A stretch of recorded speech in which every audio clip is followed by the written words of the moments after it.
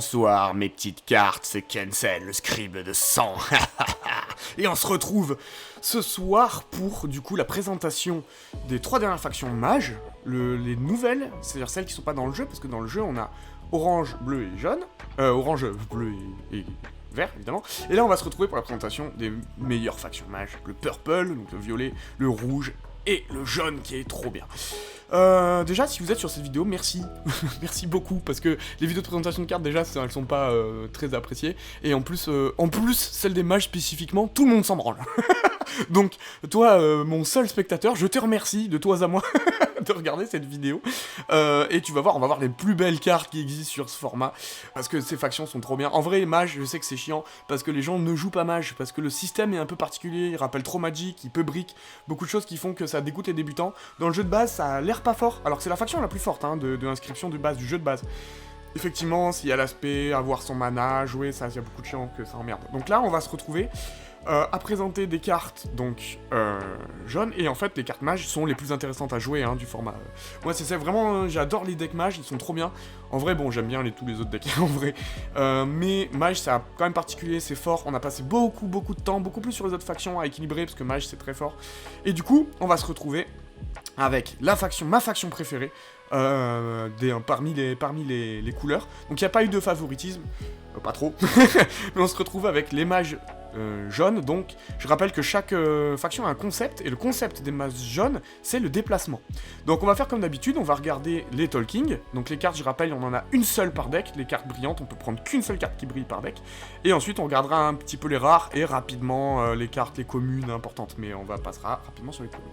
On est parti avec le Wizard Lizard. Alors, le Wizard Lizard, c'est une carte un peu particulière qui va rappeler ceux qui jouent à Magic. C'est une Living End à Magic. Wizard Lizard, en fait, en gros, à cette fois-ci, en fait, il va prendre toutes les cartes qui sont sur le board, les mettre au cimetière, et vous pouvez jouer toutes les cartes qui sont sur la main, d'accord? À la différence que lui, il va pas détruire les cartes. Contrairement à Living End dans Magic, au lieu de détruire les cartes, de les mettre au cimetière, il va les renvoyer dans la main. Donc quand vous jouez Wizard Lizard, pour faire simple, tout le monde reprend les cartes qu'il a sur son board, et peut jouer des cartes de sa main. Sauf les cartes qui ont été reprises. Voilà. Donc le texte est un peu tricky, mais c'est ça que ça fait. C'est rigolo. Ça fait un petit Living End. Donc il y a un deck Living End qui marche. Il y a 2 decks Living End qui marchent grâce à lui. Donc c'est plutôt très rigolo.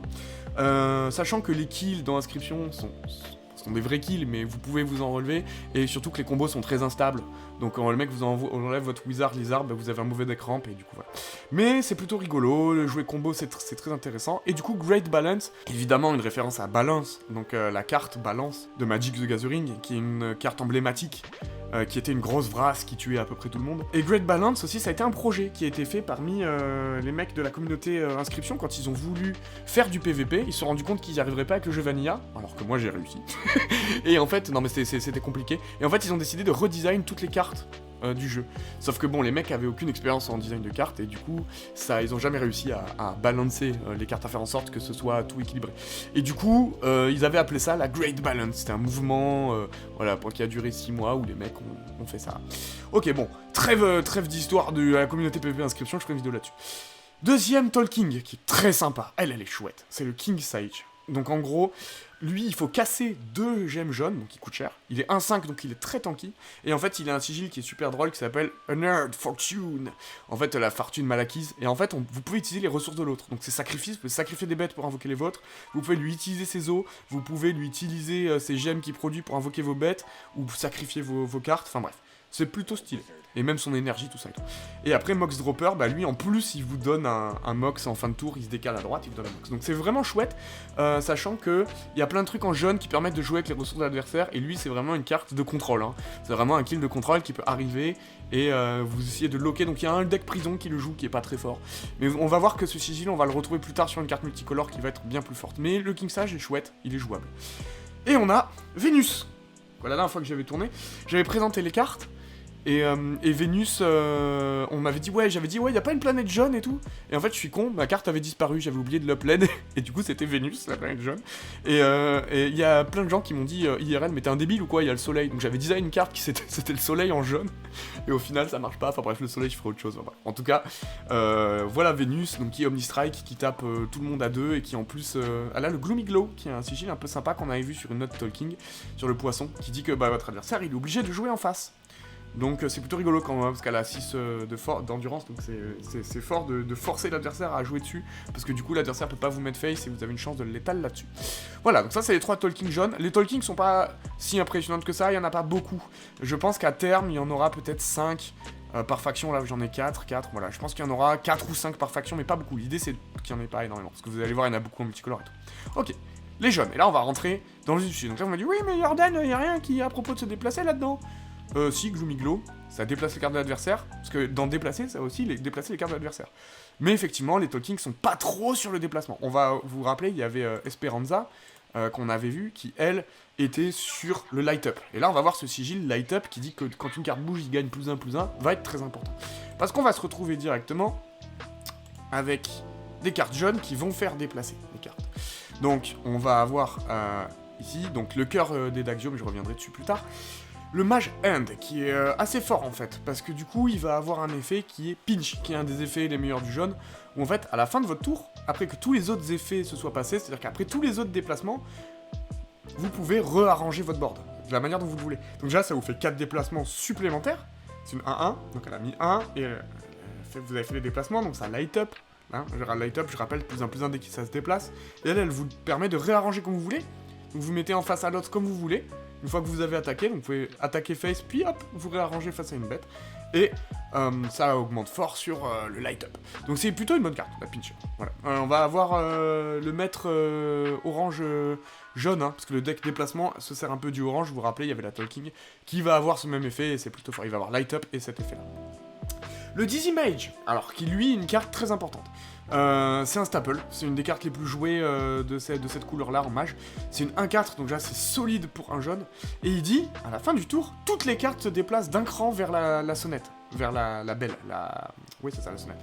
Et du coup, celles qui doivent tomber du board sont renvoyées en main à la place. Donc c'est plutôt fort parce que déjà ça vous fait 8 déplacements, parce que là il y a le board entier qui se déplace. Si vous avez mis votre Magpie ou votre effet d'arrivée en jeu très fort à gauche, bah vous le renvoyez dans votre main, ça vous fait du payoff. Et si vous avez réussi à déplacer la carte 200 près de la sonnette, ou si votre adversaire est assez pas malin pour jouer une carte 200 chère près de la sonnette, hop, vous le renvoyez. Et si votre adversaire sait bien jouer contre John, il va mettre sa meilleure carte, qui a un bon effet, sa Magpie aussi, près de la sonnette, pour comme ça, si jamais il y a un Dizzy Mage, bah, je me la reprends en main et je bloque le fait qu'il joue Dizzy Mage, enfin bref. Il peut y avoir vraiment des plaies des ténèbres. Donc, très très chouette, voilà, très chouette, c'est une très bonne carte, c'est une 1-4, elle bouge elle aussi, et il y a plein de choses à faire avec elle. Et elle est jouée dans Control pour justement vous faire chier le mec pour bouger le board, pour récupérer du payoff, elle est jouée dans Aggro, elle est jouée dans Light Up, enfin voilà, jouée dans beaucoup de decks. Donc c'est une très bonne carte. On a ensuite le Strange Gnome. Alors le Strange Gnome est pas fort, mais on l'a jamais joué. En fait il peut appeler, quand il meurt, il appelle un gnome, mais en fait on peut pas lui mettre de coups de marteau, donc faut attendre que vous le sacrifiez avec une mécanique de sacrifice, tout ça pour appeler lui. Donc pour 3 c'est un 3-4, il est très fort, hein. Et en fait il a le meilleur tubette du jeu, qui dit une carte sur le champ de bataille devient un mox jaune. Ça, c'est activé une fois par tour. Mais c'est trop fort parce que le mec il dit oui, moi je vais me protéger avec mon sigil, tu peux pas le mettre de dégâts. Là, c'est non. C'est ta carte, elle se transforme, c'est plus ta carte, et t'as perdu ta meilleure carte, et c'est tout. C'est le meilleur tubet du jeu, il y a très peu de cartes qui ont ça, et c'est vraiment fort. Donc. Mais bon, il faut quand même se casser une gemme pour jouer lui, trouver un moyen de le tuer, parce que l'adversaire va jamais te taper dedans. Il faut ensuite pas avoir pioché le Chaos parce qu'il va tuto depuis votre deck un gnome. Enfin bref. Puis l'archétype gnome est pas fou, donc bon. Il a jamais été incroyable. Par contre, une carte très forte, on a le Pot of Yellow, qui lui est très fort. Lui, il faut vous casser une gemme, hein, donc pour le jouer. Tous les pots jaune, rouge ou purple, ou violet, il faut vous casser une gemme, parce qu'en fait, c'est l'archétype violet, rouge et jaune, c'est casser des gemmes. Et du coup, lui, il est un peu plus fort. Comme il faut casser une gemme, il est un peu plus fort que les pots. Les pots orange, vert et bleu sont pas incroyables, et vous allez voir que les pots de ces couleurs-là sont très forts. Donc lui, il dit, il se sacrifie, et il renvoie toutes les cartes sur le board dans les mains de leur propriétaire. Donc c'est vraiment une vrasse qui bounce, quoi. Donc vous, si vous avez mis toute votre valeur, toute votre value, là, des cartes qui font plein d'effets de enjeu, qui vous font piocher, bah hop, vous les reprenez en main. Et si l'adversaire, il a eu l'outrecuidance de jouer des cartes 200, bah il se les reprend dans la main, il faut qu'il se les repaye. Donc c'est très fort. C'est une carte qui est jouée en side, mais même dans certains decks contrôle en violet, en jaune, le joue, et c'est plutôt très fort de se bounce des cartes comme ça. Vous avez vu, l'autoboon, c'est une mécanique, hein. D'ailleurs, on va la retrouver sur la Magical Maid, quel enchaînement, qui dit que justement, elle, pareil, on se casse un gemme, on a une 1-2, donc elle a du body, et elle dit quand elle arrive en jeu, vous pouvez renvoyer une carte que vous contrôlez dans votre main. et de piocher une carte depuis votre side deck. Donc c'est très fort parce que vous allez pouvoir la réinvoquer. Et donc elle fait 2 de CA plus ce que votre carte fait en CA en arrivant sur le champ de bataille. Donc le card advantage, c'est le fait de gagner des cartes grâce à une carte. Et le FT, donc elle pousse, parce qu'il lui faut des muscles pour soulever les meubles. Et du coup, elle va faire déplacer tout votre board. Donc vous pouvez gagner aussi 2 déplacements parce qu'elle va échanger sa place. Non, elle va pousser votre board. Donc si tout votre board bouge, vous pouvez gagner 3 déplacements sur light up. Enfin bref, elle est très chouette. Elle est très très chouette. Chaos Lord, c'est une bonne carte aussi. Très bonne carte, où lui il a le light up. Voilà, ce sigil dont je vous parlais sur Esperanza, quoi, je vous avais montré. Lui il l'a, donc ça dit quand une carte bouge, il est à +1/+1. Hein. Et lui, ce qui est très fort, c'est qu'il a la télékinésie. C'est-à-dire qu'en fait, quand vous cliquez sur une fois par tour, vous pouvez bouger une carte de l'adversaire vers une autre place vacante. Donc quand vous faites ça, bah lui il gagne +1/+1 parce qu'il y a une carte qui a bougé. Donc c'est une 1-2 techniquement. Donc c'est bien parce que c'est une des rares cartes avec le light up qui se booste le tour où elle arrive et du coup elle va pouvoir taper à 1. Et après, vous allez avoir l'attaque puis les déplacements, donc après elle va grossir. Donc c'est plutôt fort, et c'est une très bonne carte dans light up. Elle coûte un peu cher, et puis voilà, bon ouais, c'est un bon kill parce que si vous pouvez déplacer une carte, c'est-à-dire si lui il est devenu énorme, il est devenu genre 10-10, bah vous déplacez la carte qui a été mise devant lui pour le bloquer autre part et vous mettez 10 face. Ou alors, s'il est 4-5, vous prenez une carte qui est gênante, qui a 3 d'endurance, vous le mettez face à lui, il la tue, enfin voilà. Il est très polyvalent et c'est très très très très chouette. L'araignée précieuse. Donc l'archétype araignée, c'est jaune, violet, rouge et orange. C'est une faction à 4 couleurs, hein, donc je vous présenterai ça plus tard. Et en fait, en gros, elle a le webbing, donc c'est très fort parce qu'il faut sacrifier 2 mox pour la jouer, mais en fait les mox que vous allez sacrifier sont renvoyés dans la main. On l'avait vu ce sigil sur la Talking en sang, l'araignée qui avait ça, c'était très très fort. Et du coup c'est une 2-2 pour 2, donc c'est quasiment gratuit puisque du coup les ressources vous les reprenez en main, ça permet de les sauver, pas laisser traîner vos mox, donc l'adversaire il va taper, il va essayer de viser vos mox, bah là il peut pas, vous les avez en main, et du coup ça permet de les rejouer, c'est plutôt chouette, très très bonne carte. Et enfin, Ring Leader qui est une des meilleures cartes rares en jaune aussi.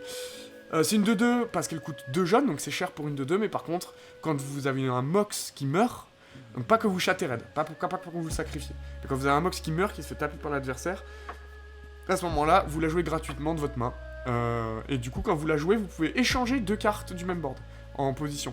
Donc vous pouvez soit échanger 2 cartes de l'adversaire, soit 2 cartes à vous, donc elle fait un light up à 2 le tour où elle arrive. Donc par exemple, s'il y a des cartes qui ont light up, elle les booste instantanément de 2, ce qui est fort parce que c'est des rares cartes qui fait bouger pas à la fin du tour. Et du coup, ça peut vraiment casser une attaque adverse, parce que par exemple, il va attaquer la première carte sur votre mox, vous lui changez de place vos 2 cartes, et d'un coup il se met à taper dans la bête que vous avez envie qu'il tue, donc c'est très très fort. Le Ring Leader, c'est vraiment très très fort. Et enfin, on a quelques communes, alors pareil, je vais vous en présenter que quelques-unes. Notamment celle-là, qui est très forte, parce qu'elle fait partie de l'archétype Défausse, parce que violet-jaune, c'est un archétype Défausse. Et alors, Défausse, c'est très frustrant, hein. On a tous joué contre Mono Noir Défausse, à Magic, c'est très chiant, l'adversaire, il t'enlève des cartes de ta main et tu peux rien faire. À Inscription, c'est très fort aussi de faire défausser, parce que vous perdez une carte, donc la carte fait littéralement 2 de CA quand elle arrive. Mais par contre, c'est l'adversaire défausse qui veut, et il y a des match-ups contre lesquels, c'est Ranimator, vous avez mis une carte de sa main au cimetière, il va vous oblitérer. Et du coup, c'est un match-up qui est complexe, comme à Magic, il y a des decks contre lesquels vous pouvez rien faire. Aggro, vous vous faites mais pixeliser. Et du coup, elle coûte 4 énergies, donc elle est quand même chère. Donc c'est vraiment fait pour tuer rampe, combo, contrôle, tous ces decks qui vont dans le late game. C'est vraiment un deck qui arrête les decks qui sont faits pour aller trop loin dans la game. Ce qui est bien dans une méta, d'avoir un deck qui dit voilà, si je tombe contre des mecs qui font que du late game, je les pixelise. Et du coup, c'est bien parce que le mec qui joue un deck late game, si la méta devient trop late game, on a que à renforcer ce deck et ce deck là défonce les decks late game. Voilà.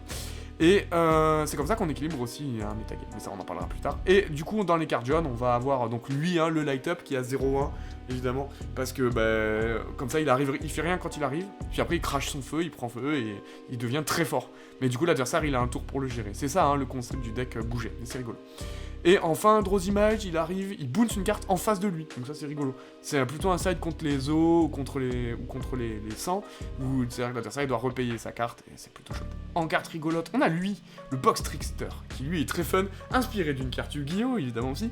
C'est une 2-2 pour 2, et il dit il a inspiré des Choix-Peaux magiques dans Yu-Gi-Oh! Et il dit, quand il arrive, vous cachez votre board face cachée, vous le mélangez comme vous voulez, et l'adversaire il doit taper dedans au hasard.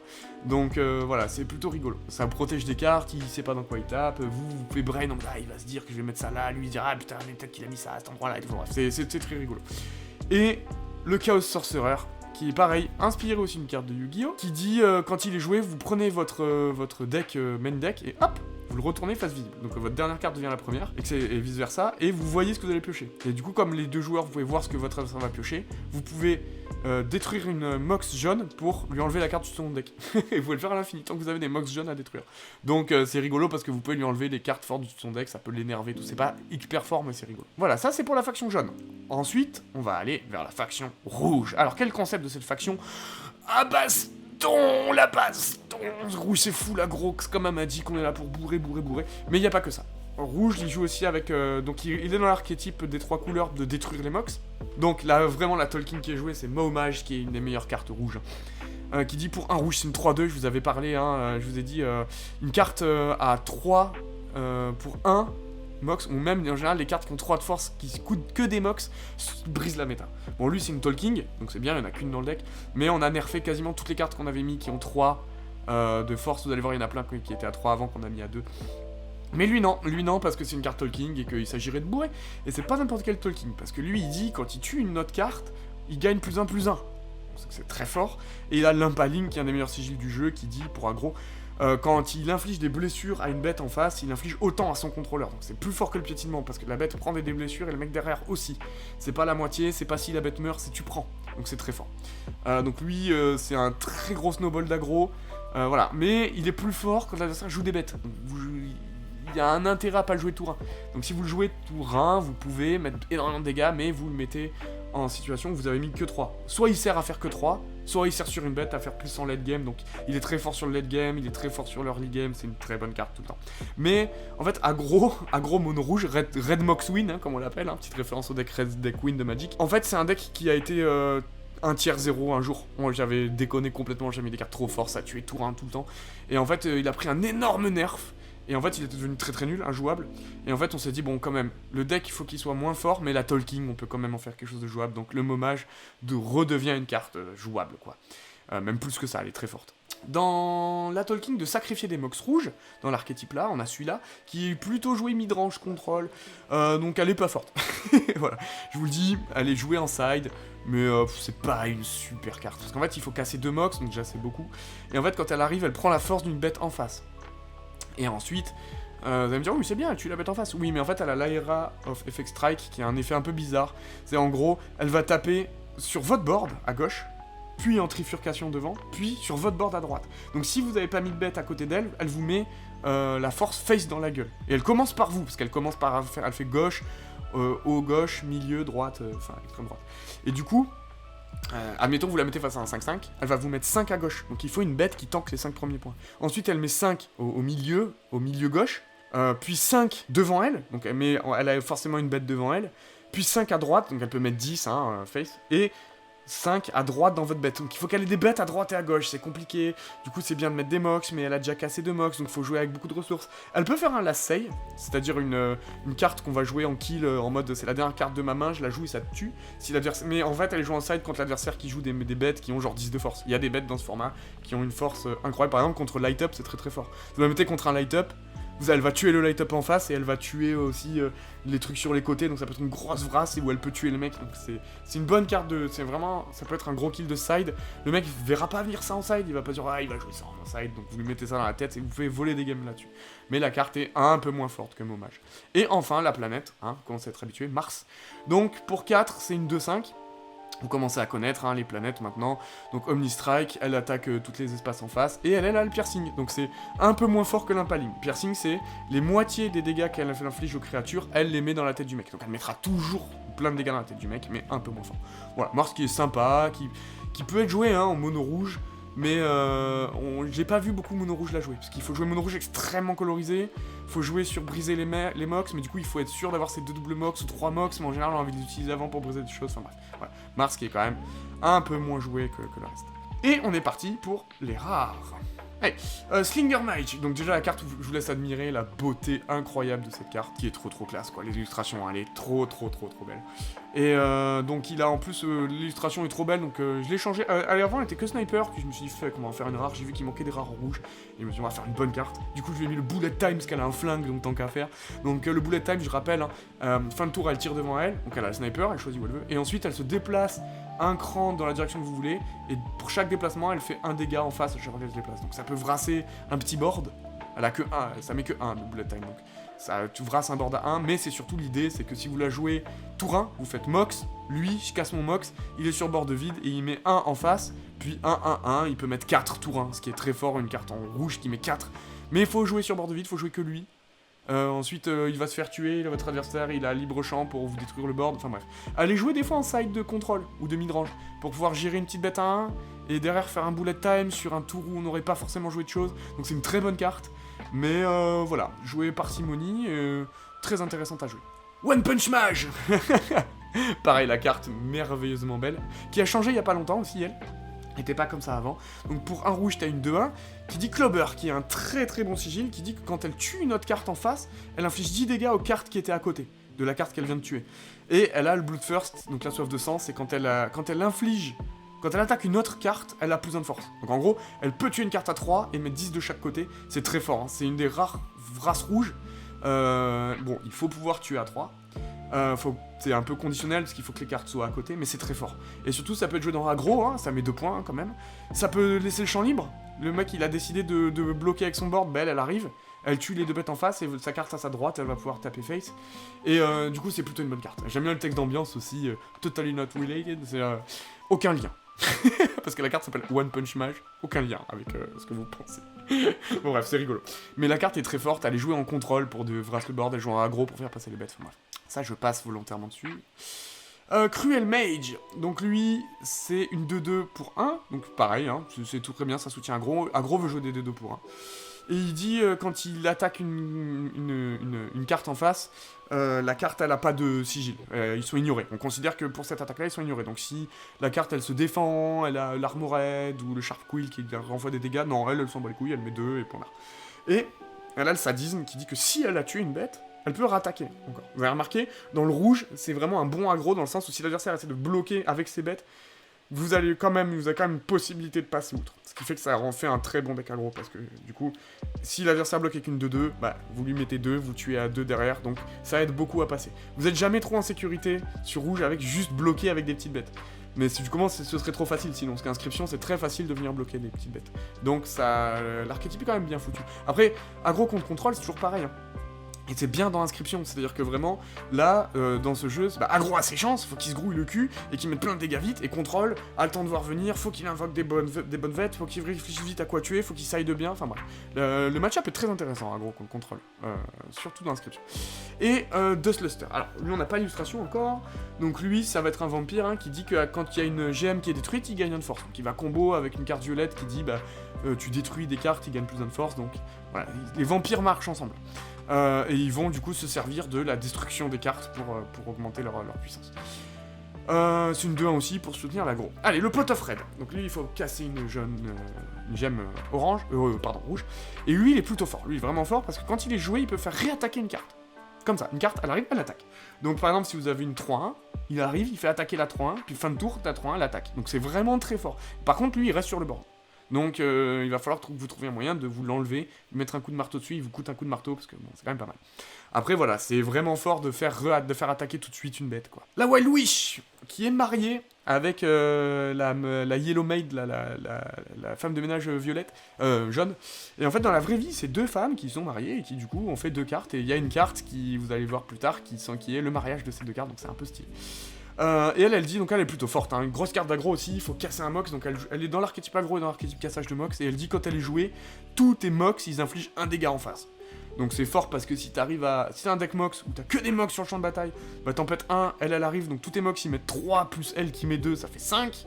Et si tu joues juste un deck aggro, bah il fallait bien avoir un Mox, et tu mets tes 2 Mox, tu sors tes 2 bêtes, t'en casses un Mox, elle a fait 1, donc elle a fait 3. C'est très fort dans aggro, on veut des rares qui font 3 dégâts. Et ça donne possibilité de mettre beaucoup de dégâts très vite. Donc Wild Witch, très sympa. L'araignée sorcière, qui est la championne de l'archétype des araignées. Parce qu'en fait, elle, quand on l'attaque, on va chercher une araignée dans notre deck et dans ma main. Donc c'est une 1-6, c'est fort, c'est Burrower, donc c'est-à-dire qu'elle va se déplacer et se faire attaquer, elle va vous protéger.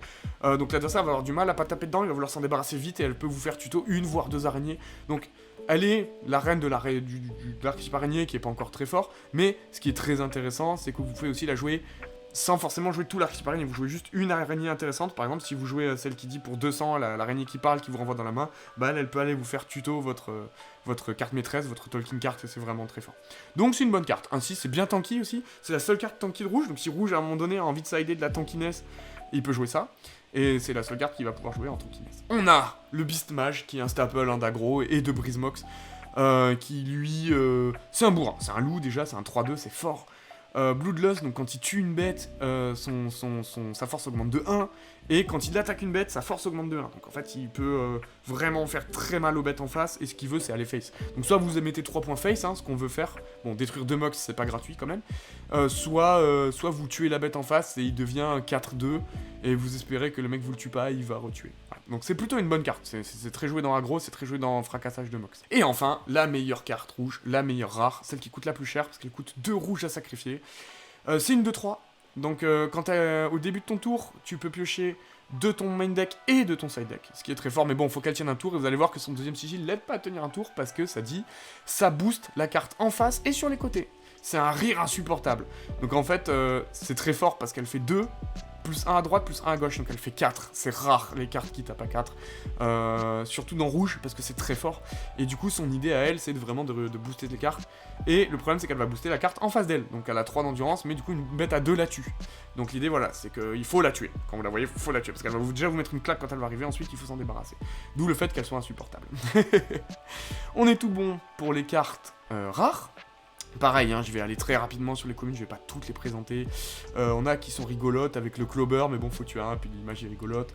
Voilà, on a des images un peu fun pour ceux qui connaissent les mèmes, qui sont issus de la culture mème. Voilà, bon, on a des détonators qui détruisent. Quelle carte intéressante on va voir? C'est lui. Voilà, la seule carte à présenter vraiment, ça va être lui, parce qu'il est impératif dans l'archétype sacrifie des Mox. Parce qu'en fait, lui, en sacrifiant 2 Mox, c'est une 2-1, donc déjà c'est fort. Et toutes vos cartes qui coûtent des mox à briser, à sacrifier, ils en coûtent 1 de moins, donc il réduit les coûts, ce qui fait que c'est très fort, parce que vous pouvez jouer des cartes à 1 gratuitement et tout. Et évidemment, l'adversaire va vouloir le tuer, parce que c'est un gros producteur de mana, mais quand vous l'attaquez, vous prenez 2 dégâts. Il a le Scorching Skill, ce qui est très fort, c'est plus fort que le Sharp Quill. Parce que le Sharp Quill, ça renvoie 1 dégât, là ça renvoie 2 dégâts. C'est pas, ça annule 2 dégâts et ça vous les renvoie, c'est vous prenez 2 dégâts. Mais voilà, mais c'est vraiment fort. Voilà, c'est tout pour rouge, pour les gros bourrins d'aggro qui cassent leur mox. Et enfin, on va avoir le violet. Alors, le violet, qu'est-ce que c'est que cette faction? Le violet, c'est une faction qui a pour but de support les eaux. Parce qu'on avait vu la dernière fois que vert, ça supportait surtout le sang et l'énergie, et ça le fait très bien. Dans le jeu de base, le vert, ça supporte les 3. Ça supporte les autres factions. Bon, là, on s'est dit, nick, on a de la place, on va faire une faction qui supporte que les eaux et qui a thème vraiment os. Et du coup, c'est chouette, parce que ça splash... tous les eaux peuvent splash violet pour se renforcer s'ils veulent ou pas. Et du coup, ça rend le deck un peu plus aléatoire, mais un peu plus fort. Donc si vous voulez rajouter un peu plus aléatoire, mais plus de force dans votre deck, vous pouvez. Et finalement, c'est très sympa. Donc, ce dernier archétype, on a... Tac. Will the Wisp. Tac. Qui est, donc pour l'archétype Brittle, vous vous rappelez les archétypes... Alors, faut se rappeler de la vidéo sur les cartes os, évidemment. Mais l'archétype, c'était Brittle, vous inquiétez pas, je vais vous le rappeler. Donc Brittle, c'est quand elle attaque, elle meurt. Et en fait, bah là, pour le coup, vous avez une 3-1 pour une gemme, donc vous pouvez la jouer tour 1, sachant que les autres decks Brittle, bah il vous faut des os. Et en fait, elle, quand elle meurt, elle vous fait 4 os. Donc elle va vous aider à invoquer tous les autres cartes Brittle qui sont pas chères. Donc 4 os, vous pouvez invoquer 2 Brittle au prochain tour. Enfin bref, c'est très fort. Vous mettez entrée en matière, vous mettez 3 points dans la tête, et vous avez 4 os, et du coup vous allez pouvoir partir en couille après. Donc ça fait une très bonne entrée de jeu si vous avez votre Mox violet et elle dans la main de départ. Après en late c'est très fort quand même, ça met 3 points, ça peut finir, ça donne des os pour continuer l'aggro, donc c'est vraiment une très bonne carte qui a d'aggro. Vous allez voir, les cartes violettes aggro sont très fortes parce que le deck os aggro, c'est en vrai les decks os aggro sont pas si forts, donc on a fait quand même des bonnes cartes violettes aggro. Le Gem Chandler qui lui est joué plutôt dans la version contrôle ramp, parce qu'on a dit os ça se joue beaucoup à la rampe. On veut faire un maximum d'eau pour poser des gros tons énormes. Donc elle dit il faut casser 2 gemmes violettes, parce que vous avez envie de casser vos gemmes pour poser vos tons. C'est une 1-5, c'est très tanky.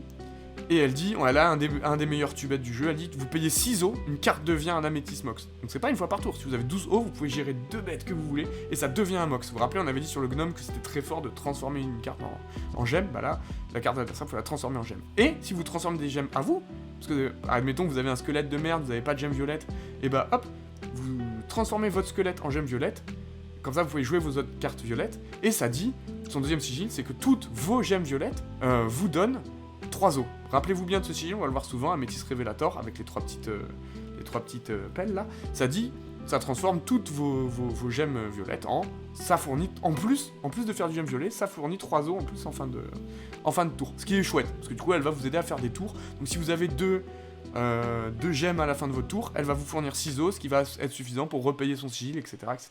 Donc c'est une très bonne carte de rampe, de contrôle. Si vous voulez jouer en rampe contrôle, c'est une bonne Tolkien. Et enfin, la planète, la dernière, Neptune, avec l'Omnistrike, et qui a l'Amethyst Révélator, donc vous connaissez, hein, ça met 2 points à tout le board en face, et toutes vos gemmes vous donnent 3 os. Et ce qui est bien, c'est comme elle coûte énormément de gemmes, bah, souvent on va la jouer sur un board où on a que des gemmes, bah, voilà, si on a 3 gemmes à côté, bah, ça fait 9 os, et puis c'est bien. Voilà. 9 os, on peut commencer à jouer des vrais kills. Donc Neptune, c'est bien parce qu'elle est pas si forte, mais c'est pas une fin de partie, elle vous génère énormément de ressources. La Death Leech, on va arriver dans les cartes rares, et là on a des belles cartes. Mais d'abord, on va voir le Gemme Vampire. Alors le Gemme Vampire, c'est celui que je vous disais, je vous en parlais tout à l'heure, qui disait que, donc c'est une 1-2, pour un violet, qui dit que vous pouvez briser, donc Shatter c'est vraiment briser une carte Mox, et vous gagnez un de force. Et du coup, il va en combo avec le rouge qui dit dès qu'un Mox est brisé, il gagne un de force. Donc lui, il est là pour détruire et l'autre, il est en soutien.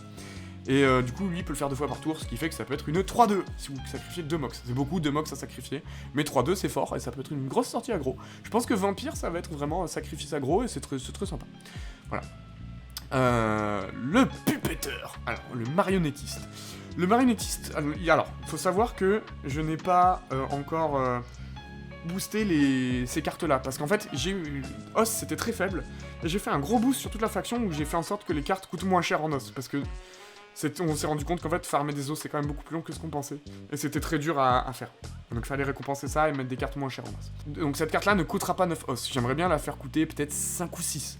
Mais vous allez voir, elle est quand même très forte, parce que il faut 5 os, 5 ou 6 os, plus un violet. Donc c'est une de 5, qui va dire que toutes les cartes qui ont Brittle, ils ont aussi Sniper, donc ils tapent où ils veulent. Donc vous pouvez mettre Face, c'est très fort.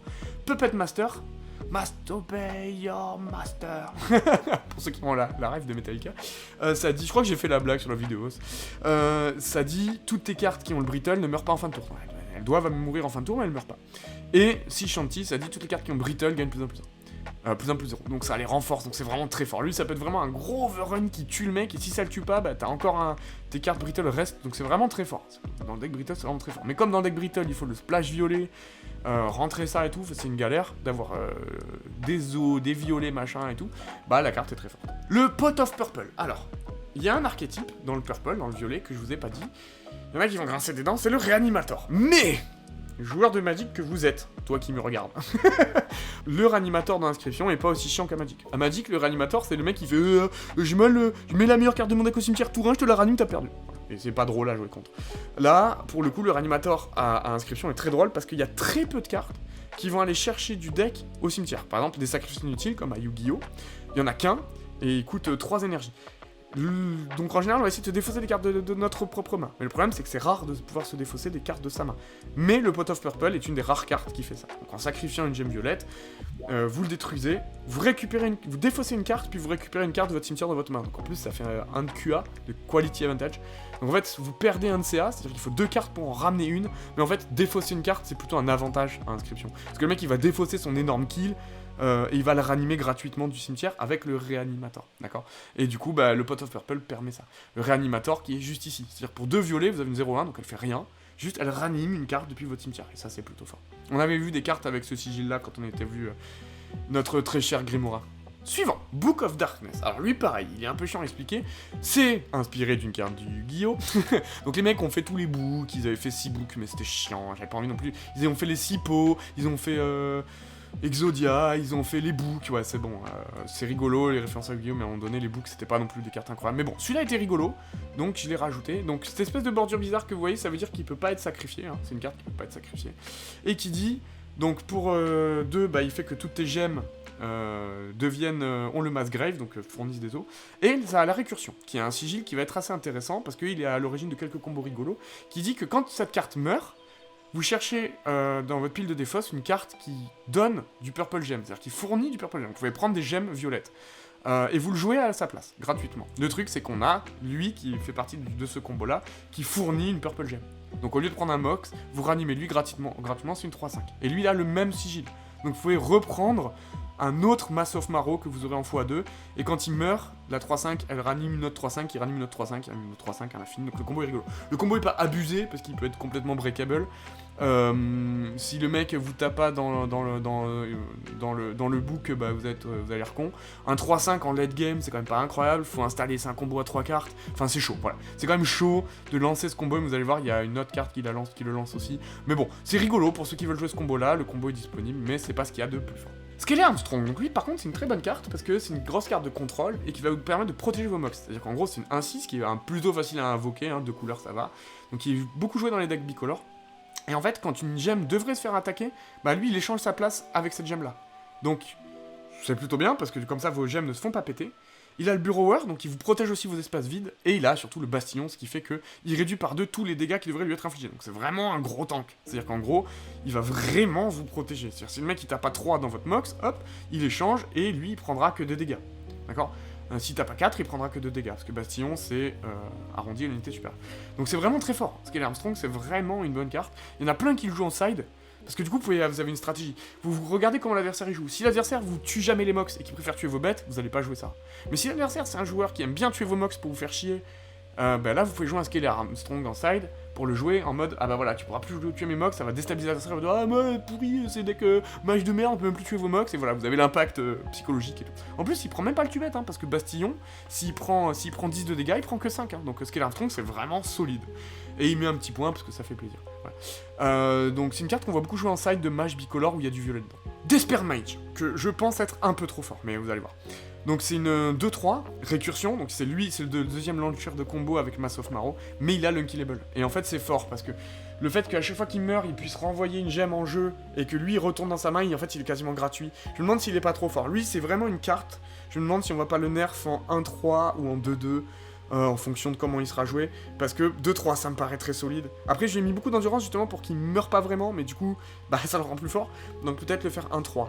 Parce qu'en fait c'est très très fort d'avoir la récursion, donc quand il meurt vous allez renvoyer au pire un Mox violet sur votre champ de bataille, au pire, enfin dans le meilleur des cas pour vous, une Mass of Marrow qui est 3-5, donc il lance le combo. L'Unkillable, bah on sait ce que c'est, Unkillable, c'est un sigil avec lequel on a été extrêmement attentif sur ce format, parce qu'il est à l'origine d'énormément de combos infinis dans le jeu, dans Bropossum aussi.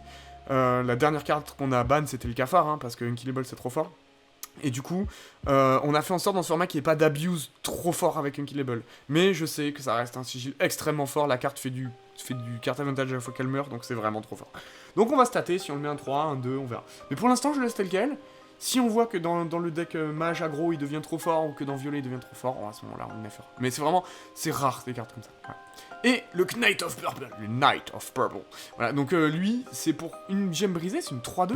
C'est plutôt fort, hein, c'est même très très fort dans aggro. Il a l'impaling, comme le mot mage, donc c'est un mot mage en un peu moins bien, hein, parce que du coup, bah, il faut quand même briser la gemme, mais sinon c'est 3-2 avec impaling, ce qui est très fort. Et du coup, Amethyst Révélateur, en plus de ça, si vous finissez le tour avec des gemmes violettes, il vous fournit 3 os par gemme violette. Donc c'est vraiment une très bonne carte, parce que violet aggro pue la merde en fait. Voilà. Même violet rouge aggro semble puer la merde.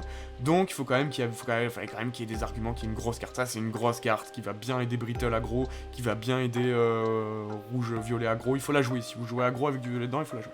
Mais archétype violet aggro, c'est pas incroyable. Donc vous avez quand même une bonne carte, un bon top. L'ostéomanceur, qui est très très chouette à jouer, qui est très très très clivant, vous allez voir. Donc il faut casser 2 gemmes pour le jouer. Par contre, il dit sa force est égale à la moitié de vos os que vous avez en réserve. Donc si vous avez 10 os en réserve, c'est une 5-2. Donc je vous imagine pas la boule de feu que ça met dans la gueule du mec. En plus, comme il faut casser des gemmes, bah si vous jouez violet brittle par exemple, qu'à la fin vous avez des gemmes, vous savez pas quoi en faire, ou il vous reste des os, bah vous cassez vos 2 gemmes, ça vous fait 2 os, et lui il gagne de la force et ça met des points dans la gueule. Si vous avez 1 milliard d'os dans midrange par exemple, en mode ah bon bah j'ai plein d'os, mais avant de jouer mon kill, je vais sacrifier lui, il va mettre 10, et à côté je joue mon kill avec les 10 os que j'ai, enfin voilà. Il y a plein de trucs à faire. C'est un bon follow-up quoi. Et derrière, le Tomb Digger, c'est bah à la fin de tour, vous faites 2 os. Comme ça, même si vous le jouez pas avec beaucoup d'os, déjà vous en avez 2 parce que vous avez sacrifié 2 gemmes, donc il est toujours 1-2. Admettons, vous jouez pour 3-2, ça commence à être worse, bah faut jouer pour 3-2, ça tue un truc à 3 en face, c'est très bien, Funtouri vous fait 2 os, et s'il meurt, il meurt quoi. Donc c'est une très bonne carte. Enfin, la Death Leech qu'on a vu tout à l'heure, donc elle, bon, elle est vraiment très forte. Elle est jouée dans Violet Control, Mono Violet Control, ça existe. C'est un peu bizarre mais ça existe, et en fait c'est pour 3 violets, Omnistrike, donc ça tue tout le monde, ça met 1 point à tout le monde, et ça a le Touch of Death, donc tous ceux à qui elle met 2 points meurent. Donc c'est vraiment une grosse race. Si vous jouez ça, l'archétype c'est de jouer Neptune, lui, et la dernière carte qu'on va voir, celle-là, qui est la carte violette, la commune la plus forte, qui dit bah ça a le Fireball, donc c'est une 2-3, c'est très solide. Il faut briser une de vos mox pour infliger 10 dégâts à qui vous voulez, vous pouvez le faire une fois par tour, et en plus il pue, donc il est très dur à sortir. Smoke Conjureur, c'est vraiment une bonne carte de contrôle, mais comme Violet Control c'est pas bien, Mono Violet Control c'est pas bien, bah il faut quand même qu'il reste des bonnes cartes. Donc le Mono Violet Control joue 3 Smoke Conjureur, la Death Leech, ça et des bonnes cartes Os, et en vrai c'est rigolo. En vrai ça fait un bon deck. Mais le Reanimator aussi, mais bon voilà, c'est ce deck existe, vous pouvez l'essayer, il est très bien, hein. En plus comme vous avez des trucs qui aident les os, vous pouvez jouer le combo Mass of Marrow dedans, enfin bref voilà. Le violet c'est quand même très sympa à jouer, hein. C'est pas parce que c'est faible que les decks sont nuls à jouer, au contraire. C'est juste que c'est faible parce que ça n'a pas encore été testé, mais je pense que il y a des gens devant leur caméra qui disent « Oh, je vais jouer ça, c'est trop bien, c'est trop bien. » Du coup, je vais vous laisser là-dessus, je vous ai tout présenté, sauf le multicolore. Et on va faire une dernière vidéo sur le multicolore, qui est la raison de jouer les factions. Parce que là, vous avez vu toutes les factions, maintenant vous allez voir que le multicolore rajoute des possibilités de jeu monstrueuses. D'ailleurs, je vous ai plus parlé de multicolore que de monocolore en vous présentant les cartes. Je vous ai dit, ah bah ça, dans un multicolore, c'est bien et tout. Et vous allez voir, le multicolore est passionnant, vraiment. Genre, moi, c'est vraiment un des archétypes que j'adore. Et j'ai hâte de vous faire cette vidéo. Et j'ai hâte que vous la voyez. Du coup, ce sera pour la dernière vidéo, les plus belles cartes du format. Voilà. Merci à tous de m'avoir regardé. Bravo pour les courageux d'être arrivés là. Voilà, j'espère qu'il y en a. J'espère que je parle pas tout seul dans le vide. et je vous présenterai des petites cartes en plus la prochaine fois. Merci à tous d'être là et bonne soirée à tous.